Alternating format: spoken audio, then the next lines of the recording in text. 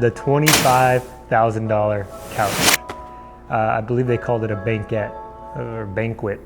Banquette? I don't know, but it's a fancy word for couch. When you're spending $25,000 on a couch, you can't really call it a couch anymore. You gotta find some way to spruce it up, so.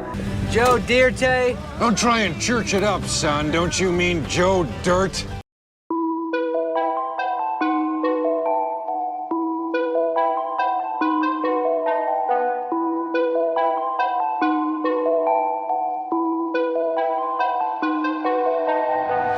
Nowadays, nothing really excites me. Only one of me and nobody's like me. Phone ringing and I tell him it's ice. I got wifey on bling and she icy. Freeze, photo, please, no photos. Jeez, no, please, no photos.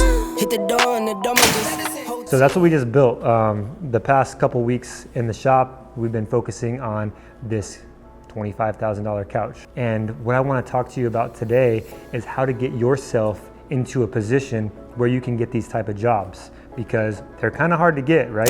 If you've been making furniture for any amount of time, you've probably felt the struggle of, I really want to build high-end things. I really want to make what I'm capable of making. I really want to add value with my craft, but I just can't find the clients that can afford to pay me what I'm worth, or that can afford those type of jobs, that can afford to pay $25,000 for a couch.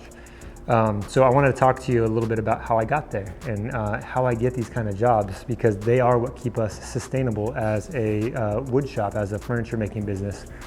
So this client is a newer client for us.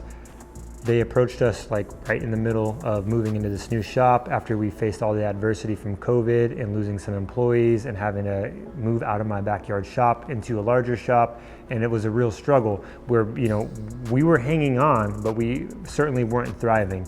But because we hung on, a lot of other shops were going through similar things, and some of those shops didn't make it through for whatever reason. And this was a design firm that had worked with some of my competition in the past. And when that competition went out of business, they were referred to me. So they called me one day and they were like, hey, we were referred to you by this company who's no longer in business, and we kind of want to see what you can do. We have this little side table. It's a single drawer made out of solid wood.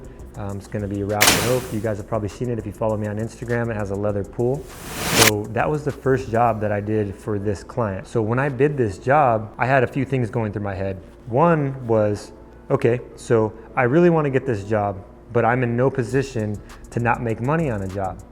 But after spending some time talking with the designer, I could tell that there is opportunity there for something greater, that this could be a great relationship for the future. So when I bid this job, I didn't bid it like I normally bid jobs. So I didn't make hardly anything on this one, but I took very seriously showing them the level of craftsmanship that they're gonna get from us and the attention to detail that they're gonna get from our shop. For me, I underbid it way lower than I normally would bid a job at a time that I shouldn't be doing that, but I just trusted myself that if I could show this company what I am capable of, there is a place for that, and that is planting a seed and watering it for the future.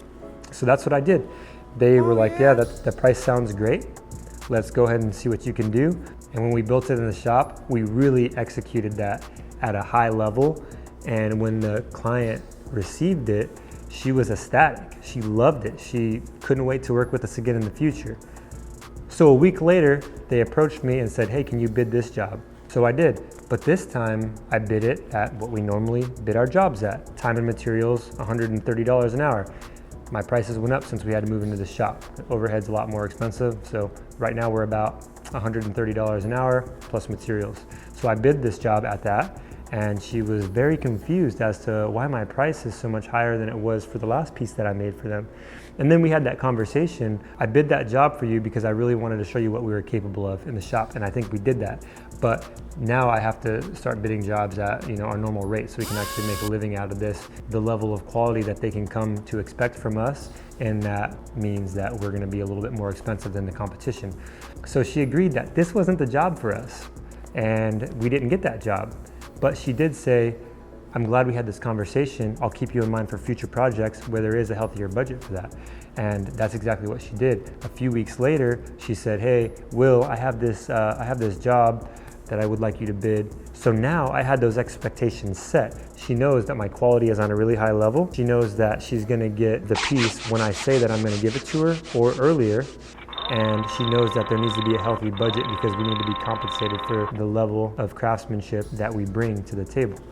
Okay, so this is a 23-foot couch. You want it in teak, you want custom upholstery, and this is gonna be outdoors, right? So I bid that accordingly. I did all my calculations. I won't bore you with that, but my bid came out to $23,500. And she said, yes, let's do it. She was super excited to give me a deposit, $13,000 down, and then the rest when we delivered it, and we got started on it. So that $23,500 did not include upholstery. So they hired another company to make custom upholstery for that couch, and they came out and templated for it. So the moral of the story is, with that specific one, it's a great example of it, is set expectations with designers. When you meet with somebody, if you know a designer or you know a builder, you know a GC, or you know somebody who is gonna give you work, make sure that there is an expectation there of who you are and when they should reach out to you.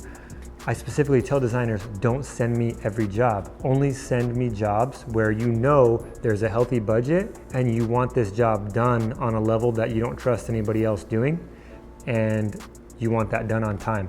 When you have those three things, then that's when you're gonna wanna call me and I'll put together a bid for you, and I'm gonna deliver it on time.